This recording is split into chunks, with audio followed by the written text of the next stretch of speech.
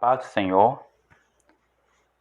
Eu queria pedir aos irmãos desculpe, porque a gente estaria dizendo que ontem estaria continuando essa reflexão. Estou gravando hoje, né? Devido a alguns contratempos, não deu. Mas como eu falei também, é segundo a graça e segundo aquilo que o Senhor nos conceder. Se o Senhor não nos concedeu que tivéssemos ministrando ontem. Mas hoje o Senhor nos concede essa graça e estaremos assim fazendo. Ok? A ideia é terminar essa semana que vem essa ministração sobre 1 João.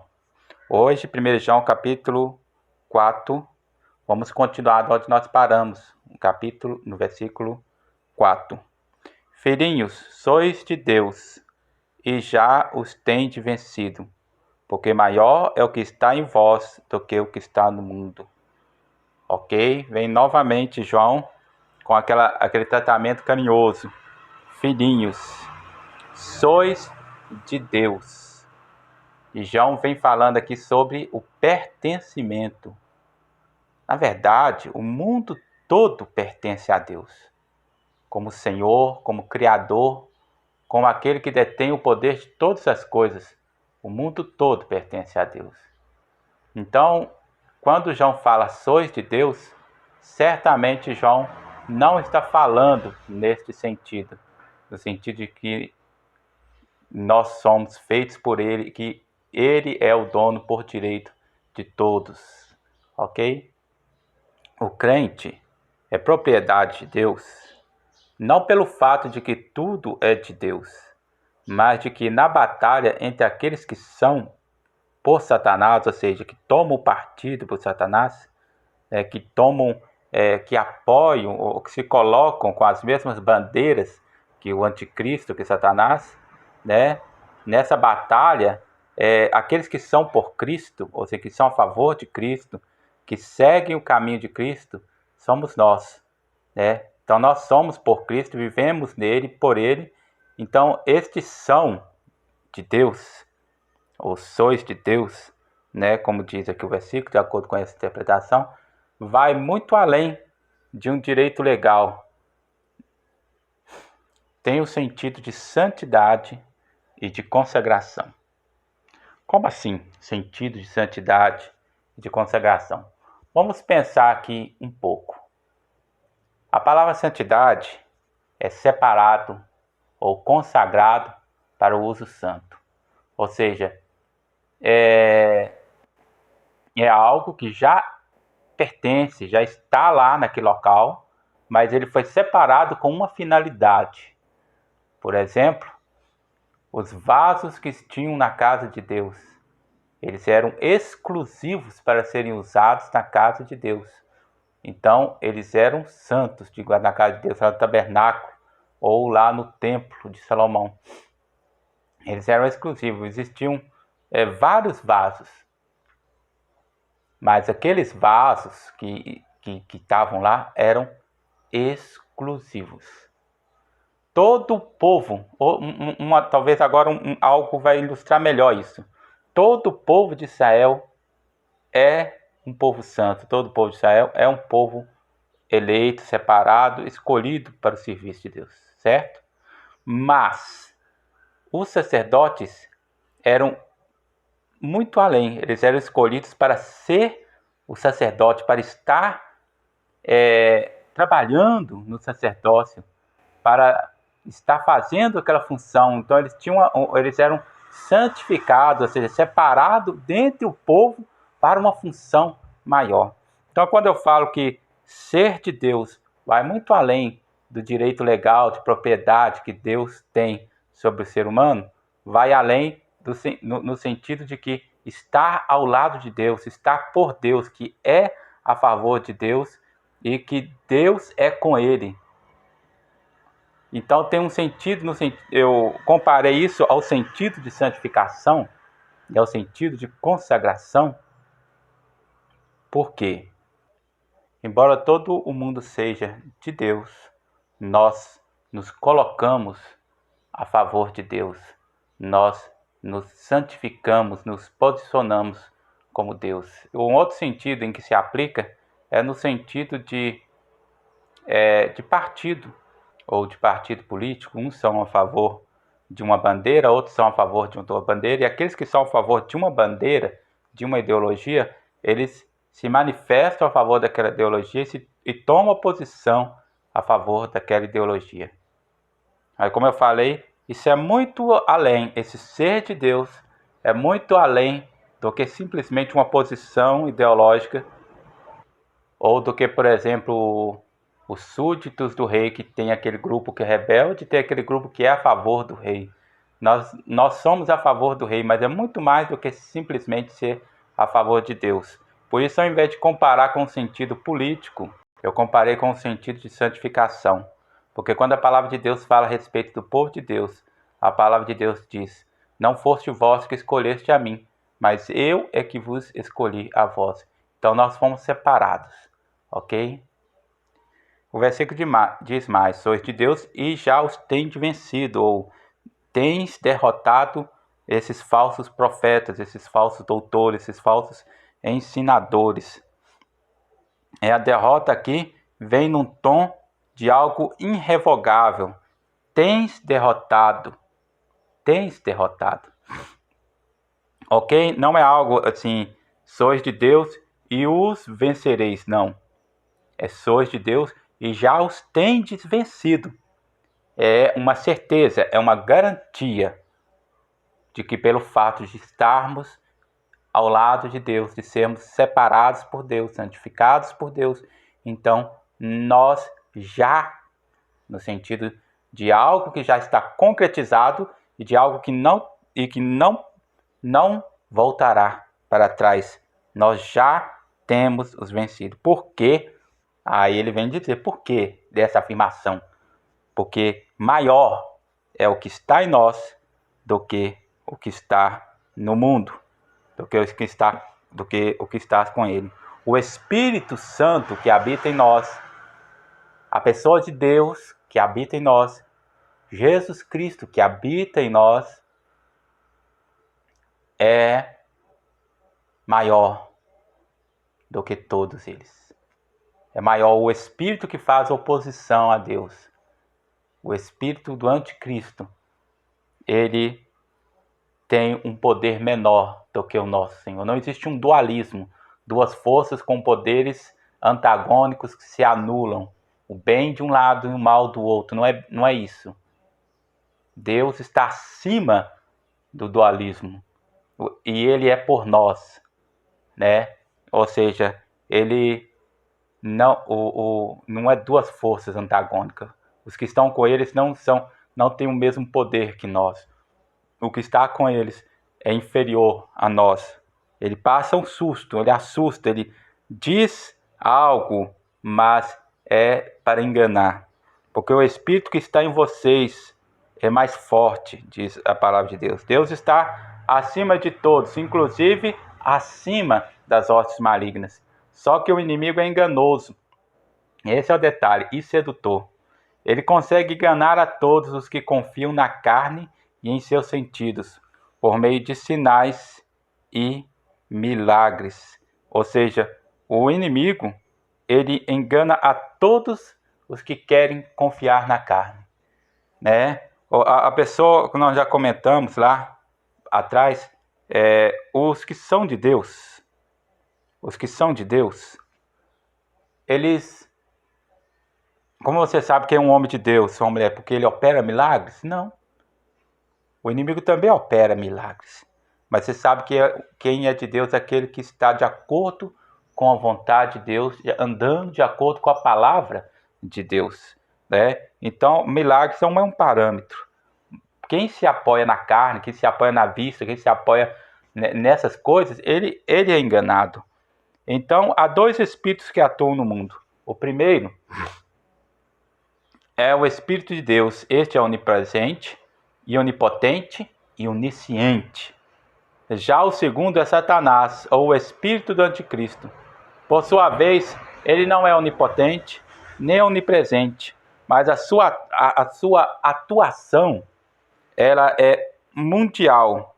Se dá por os meios que ele usa para tornar a sua atuação mundial por meio de demônios e pessoas, né, homens, mulheres, carne, assim como a gente, inspiradas pelos mesmos, ou seja, inspiradas por esses demônios, as quais imergidas em ideologias, ou seja, pessoas cheias de ideologias do inferno, e cosmovisão, ou seja, tendo uma visão, uma forma de discernir, de enxergar a vida, criadas por Satanás, difunde a sua dominação nas vidas, ou seja, elas difundem, espalham o reino de escravidão de Satanás na vida das pessoas. Ou seja, ao contrário de Deus, o espírito do anticristo é uma mentalidade reinante no mundo e não um espírito onipresente. Ele não é onipresente, ele não está em todos os lugares, mas ele é uma mentalidade de aspecto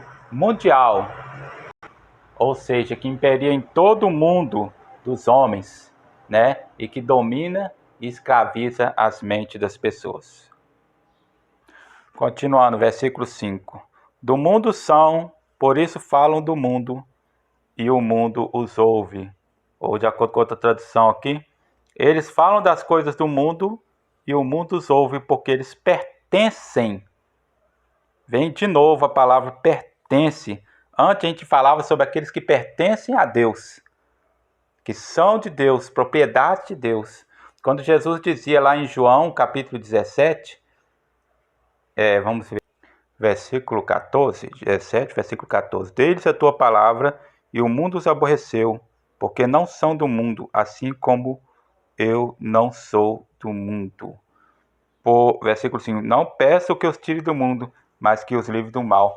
Assim como o cristão não é do mundo, o mundo então não ama o cristão e nem quer saber daquilo que o cristão fala. Ele, pelo contrário, ele faz oposição àquilo que o cristão fala. Mas o falso profeta, aquele homem que usa de engano, que quer seduzir as pessoas para o engano, que fala as coisas simplesmente para poder agradar a carne, os falsos profetas, como a gente vai ver lá no livro de no livro de Pedro, que fala, a carta de Pedro, né, que fala, a carta a Timóteo, que fala, né, que eles querem usar de engano, de sedução, para enganar o povo. Paulo mesmo diz que eles haveriam de atrair as pessoas, falar de tudo para atrair as pessoas, né? E essas pessoas, o mundo os ouve, porque eles têm uma linguagem própria, que é a mesma linguagem do mundo. Eles usam uma linguagem, uma linguagem que é agradável.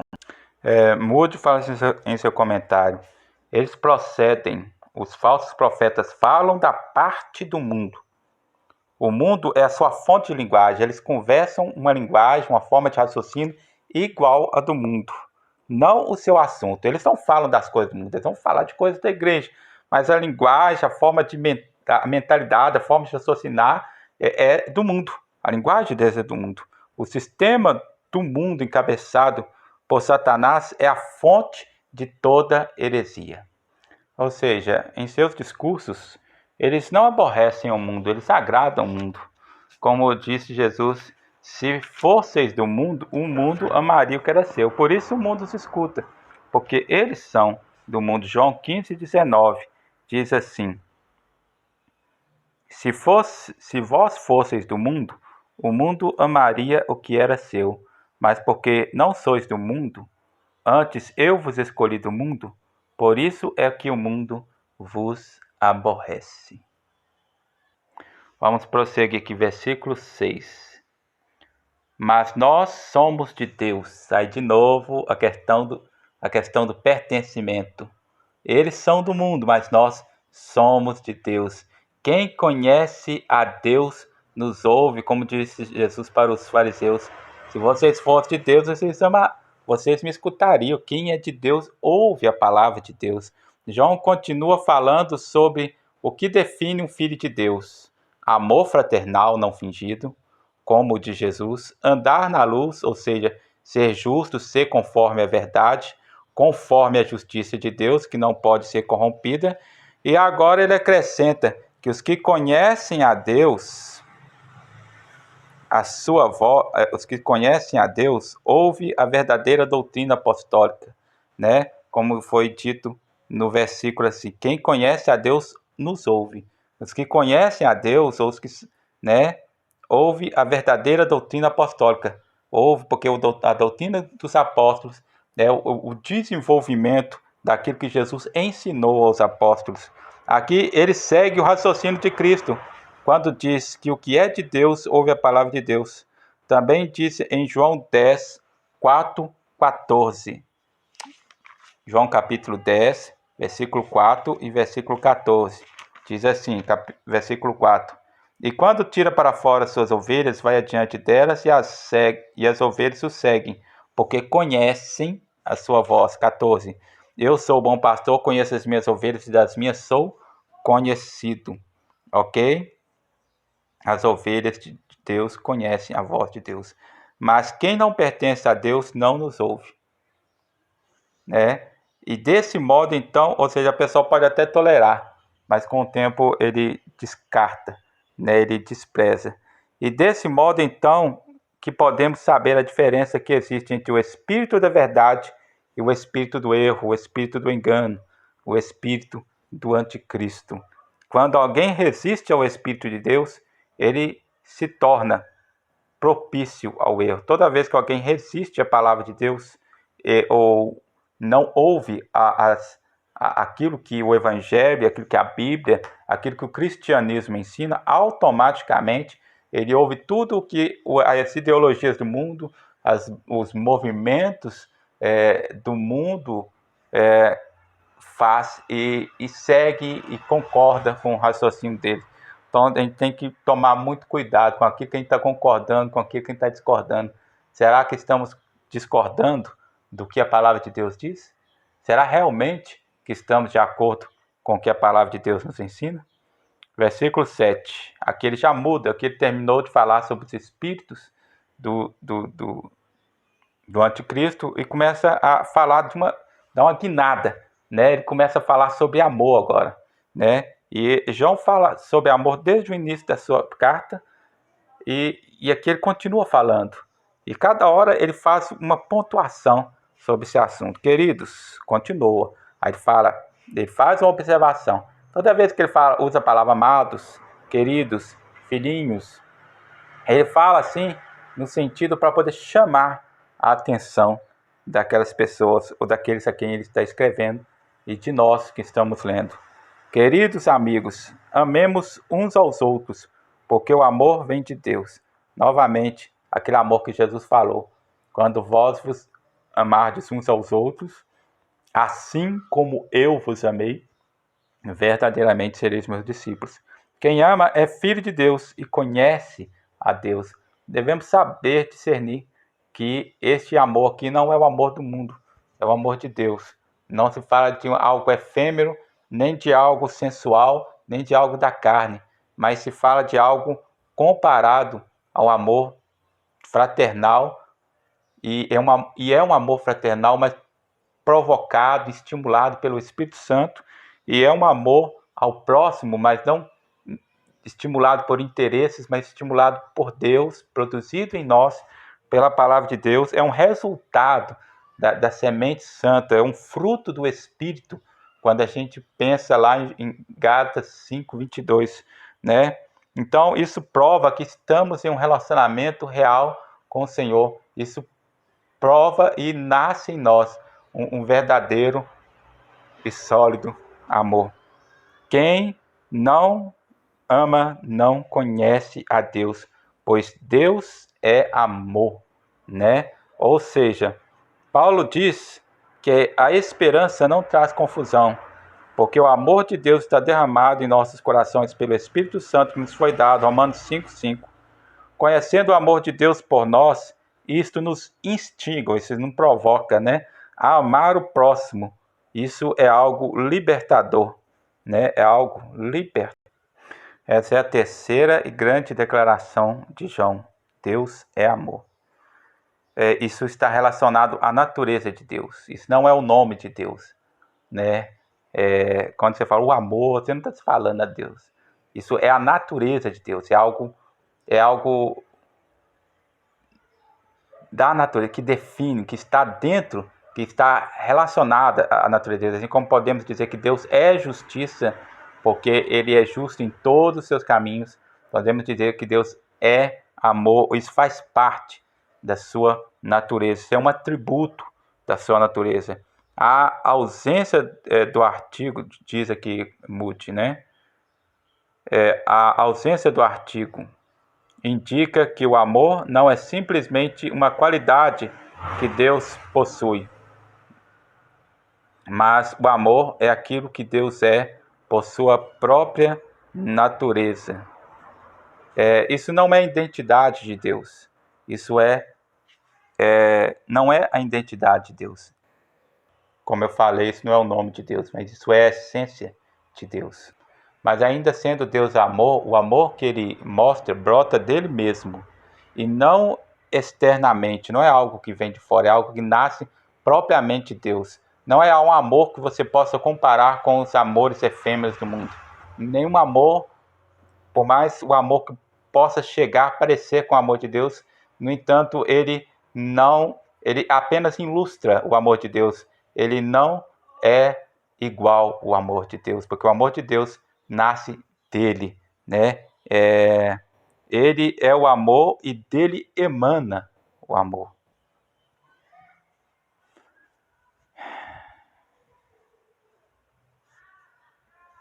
Vamos concluir agora.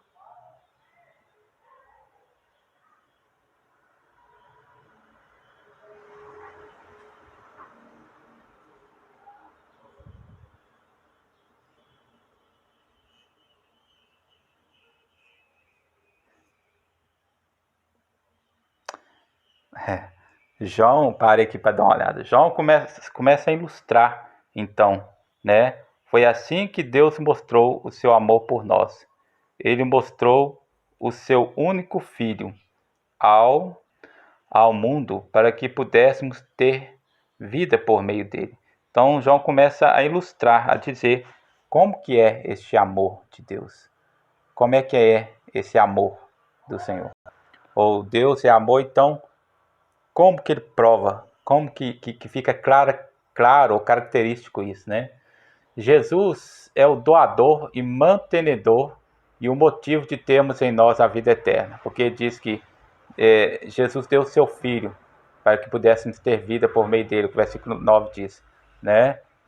Jesus, sem ele, o Pai e justo juiz, lavraria a sentença certa sobre nós, que é a morte, porque todos que pecaram estão sentenciados à morte. O mundo já está condenado, diz a palavra de Deus. O mundo já está morto em trevas de pecado. E diz mais: o salário do pecado é a morte, mas o dom gratuito de Deus é a vida. Você pode ler isso em João 3,18, Efésios 2,1 e Romanos 6,3. Ok? Vamos parar aqui no versículo 9. Depois nós continuaremos, querendo Deus, amanhã, se nada interromper, continuaremos essa nossa reflexão. Fique com Deus, a paz do Senhor.